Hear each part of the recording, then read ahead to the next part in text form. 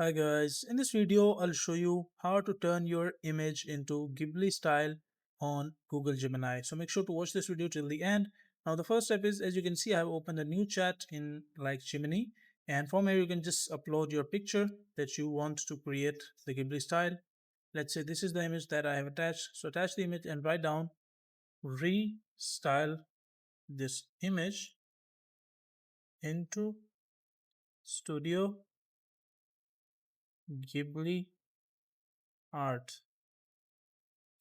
and keep all the details.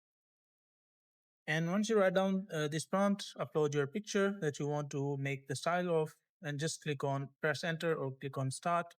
And basically Gemini will start working. As you can see, just a second, and from here it has started generating, as you can see, like generating image.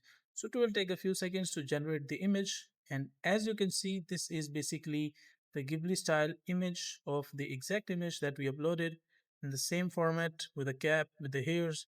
And as you can see, the cat, the hairs, the face, the style, everything is almost similar.